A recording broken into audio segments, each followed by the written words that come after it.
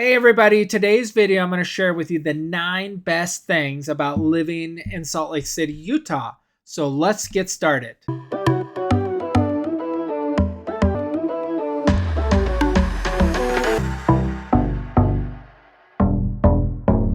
Welcome back everybody, I'm Greg Spackman. I'm with the Living in Salt Lake City channel. So if you want to learn everything about what it's like to live here, eat here, sleep here, play here in the Salt Lake City area, then click the subscribe button and the bell to be notified every time I do new videos.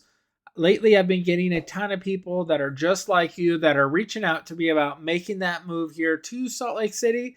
I absolutely love it. So if that's you, please give me a call, shoot me a text, send me an email. Let's talk about your journey here to Salt Lake City. So number 9 best thing about living in Salt Lake City is the job market here. So our job market is really strong here in the Salt Lake City area. Right now, unemployment somewhere around the 2.7 to 2.9 range. It seems to fluctuate there, but the unemployment is super low. Our neighboring states seem to run somewhere in the 3 to 5% range in unemployment. So there's a lot of employers here that are looking to hire somebody like yourself. So if you're looking for a job, whether it's in construction or in the tech industry or customer service or healthcare, there's a ton of good jobs here that are available for you. Now, due to the demand of the jobs and everything like that, some of the really high paying jobs are going to have a lot of competition for them, and they will be harder to get to, but you can definitely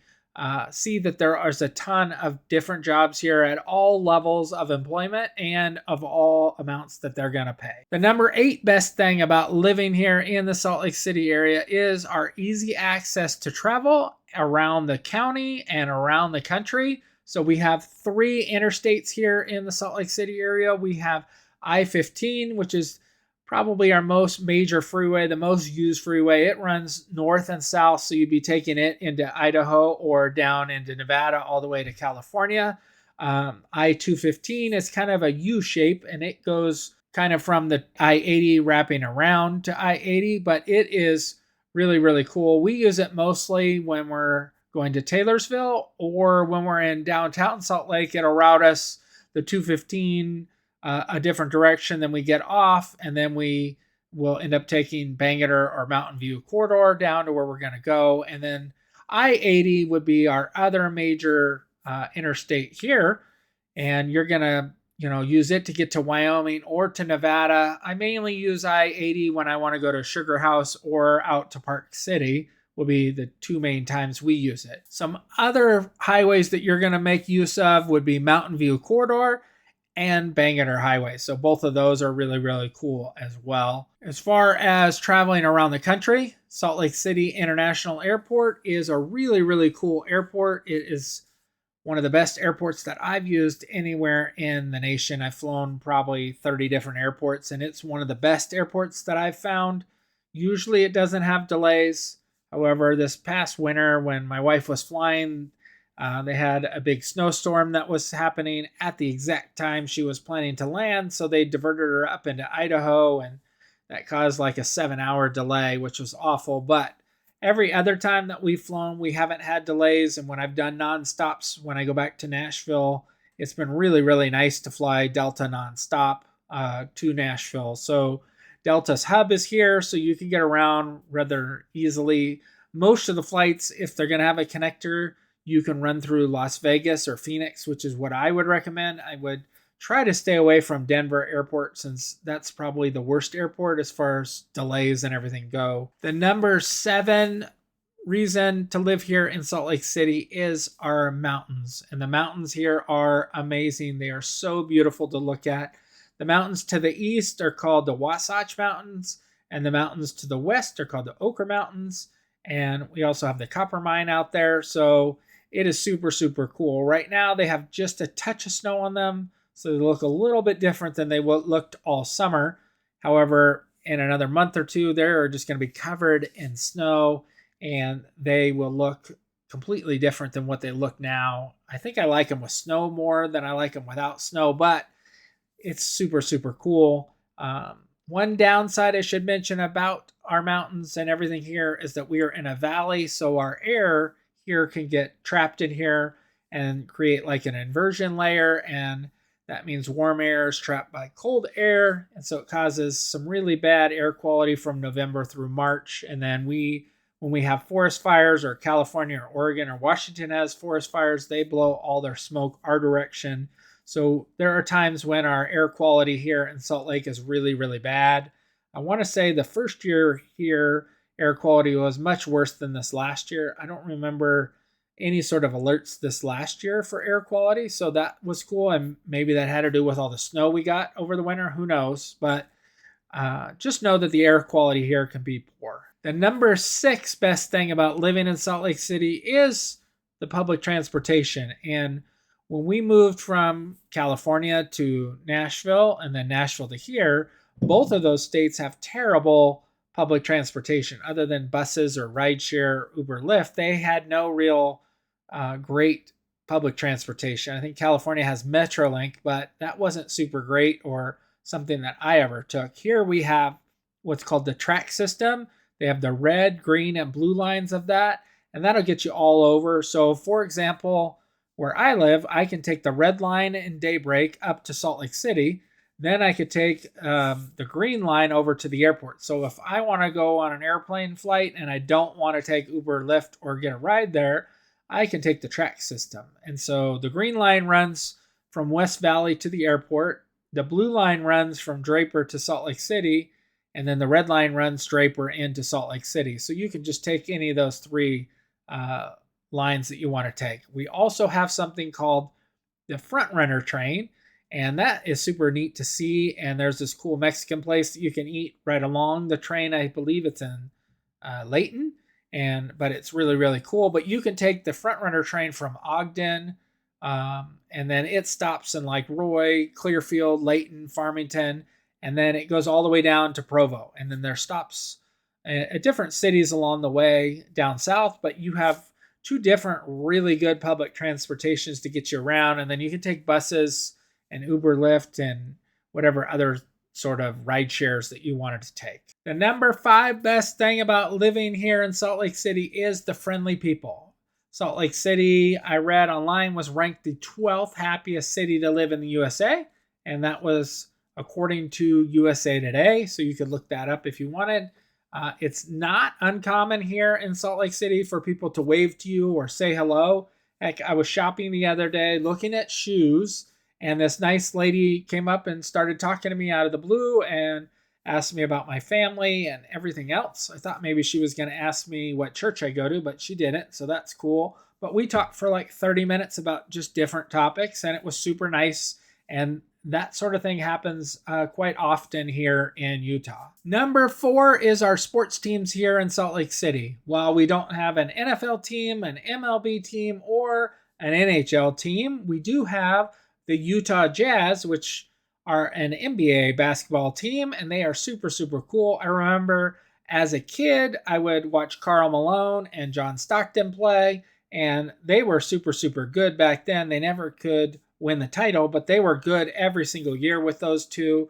I know that might date me, but if that's you, maybe you could comment below about your memory of the Utah Jazz.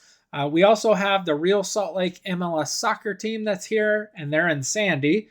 We have the Utah Grizzlies, which is an ECHL hockey team, and I plan to take the kids to a hockey game this winter or this season.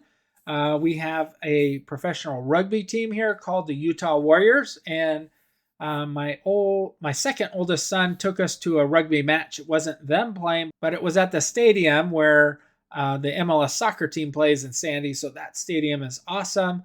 We definitely go back.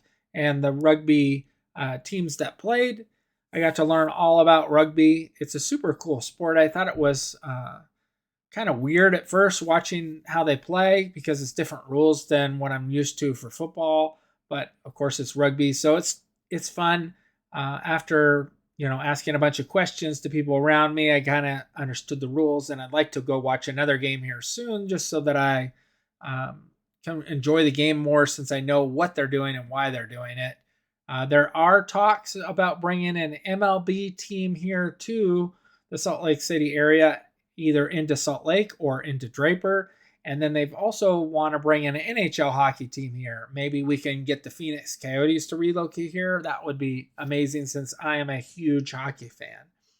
Uh, for baseball right now, we do have the AAA Salt Lake Bees, and we did go watch a game where they play currently. I don't know if I would go back to watch a game where they currently play, but they are planning to move to Daybreak, which is about 10 minutes from me. So then we will probably go to quite a few more games since they're pretty affordable to go to a baseball game and then it's close.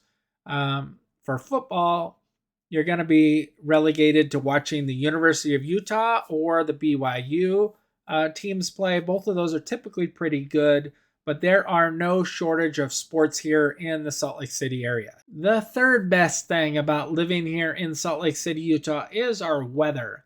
And while my kids really dislike wintertime, all 4 seasons we get here in Utah. So we get a true fall, which is what's happening right now, where the leaves are changing colors, they're falling off the trees, it's getting colder.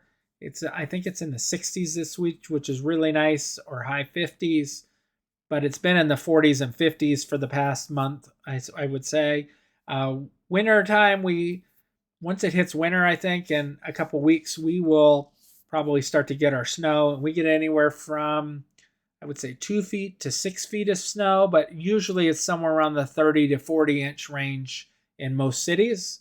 Other than if you're in the mountains, then you could get a lot more. But 30 inches of snow, 40 inches of snow is definitely manageable. The kids get to help me shovel the driveway, and then we learned this past year all about salt and how effective that is. So throwing salt out on the steps and then on the pathways to our vehicles made it much, much nicer. It's super cool. So I highly recommend that you have a bag or two of salt on hand for the winter time here.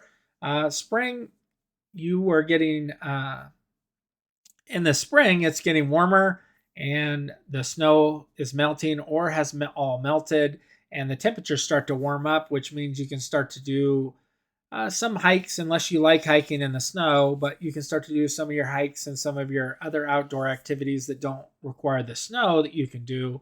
But spring is one of my favorite times, and then summertime is my next or my most favorite time of year because it doesn't seem to get as hot as it would in, say, Nevada or in Arizona here. So it'll get in the 90s most days. And then we have a week or 2 or 3 where it's over 100 degrees, but that's definitely manageable. I really, really like it. It's super nice. It's outside at night here.